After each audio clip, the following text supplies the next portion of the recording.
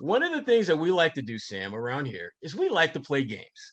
And I got a game for you. And the game is called Pick and Roll. Now, here are the rules. You'll be given two options. You pick one of them and explain why you are rolling with that pick. Okay. Now, Got you. neither of these scenarios can be done straight up. We know that. But a deal centered around Rob Williams for Atlanta's John Collins, or a deal centered around Marcus Smart for, let's say, Lonzo Ball. Which deal are you doing if you're the Boston Celtics? If I am Danny Ainge and I got Mike Zarin over in the shadows over here, uh, I'm going to go for the Marcus Smart Lonzo Ball deal.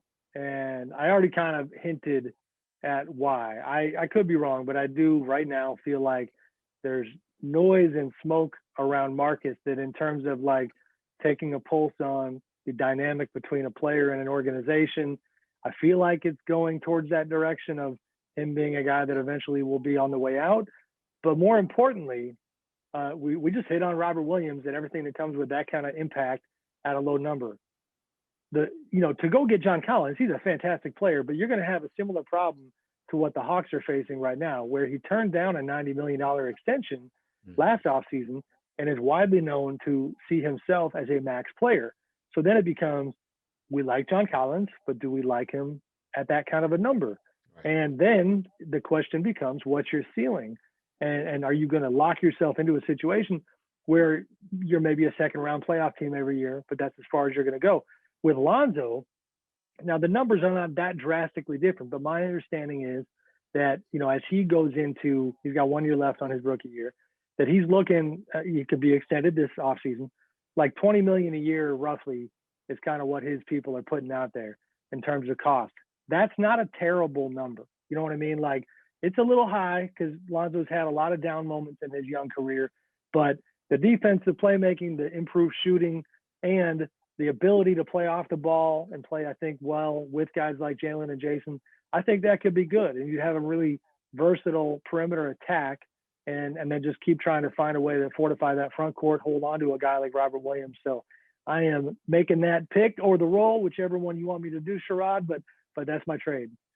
Well, full disclosure, I absolutely love Marcus Smart to death. I have loved him going all the way back to when he was, getting in the faces of guys at Oklahoma State. Right, When he was a face of Oklahoma State, not Cade Cunningham. right, And as much as I love Marcus, I probably would do the same deal. Robert Williams is a young unicorn in many respects. Guys that big, that long, that athletic, you start canvassing the NBA landscape, you don't see them.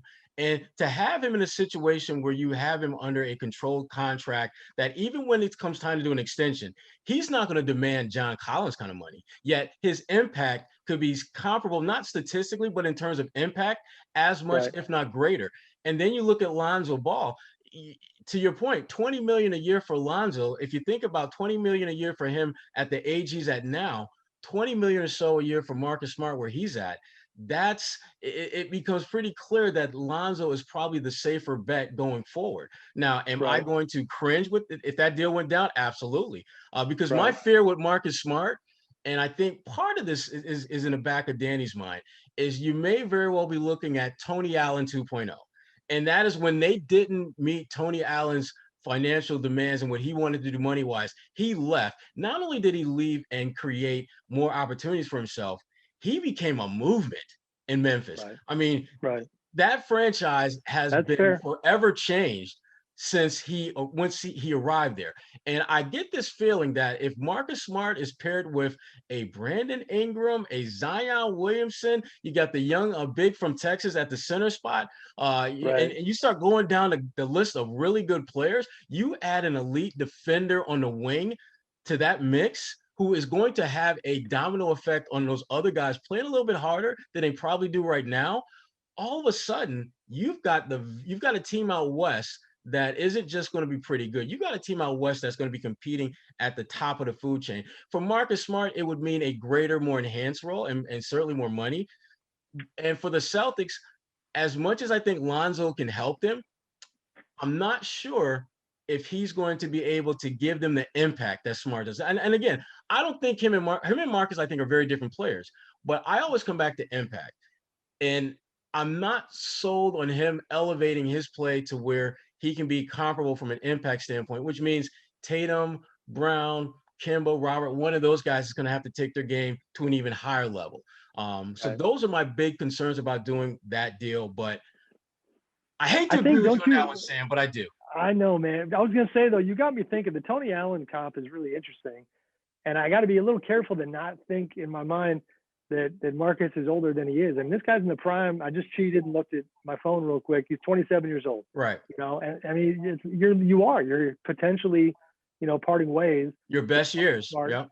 in his prime. Now, the tricky part is I'm a sucker for the human component, the locker room stuff, and all that.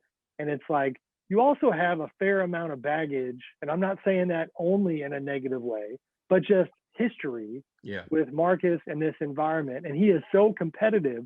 I think sometimes what you see is if guys who are that competitive, are kind of giving it their all every day of the week, and it's not going where they want it to go, after 2, 3, 4 years, you know, can you keep that connectivity together, and can you avoid having the kind of darkness over that group that sometimes kind of leads teams to getting derailed, and that's stuff that only Marcus knows. But I mean, I was in the bubble during the playoffs and covered real closely, when he wasn't happy about things after that one playoff game, and had the locker room blow up. And, he is a dude who runs hot. And I think 80, 90% of the time it's for the betterment of the team. And then other times it's too much. And, that's where we're never going to really know kind of how that's looking internally right now, unless you give Jason and Jalen and Brad and Danny and all them some truth serum and have them tell you. But, you could be right. I mean, the Tony Allen 2.0 thing is really fascinating.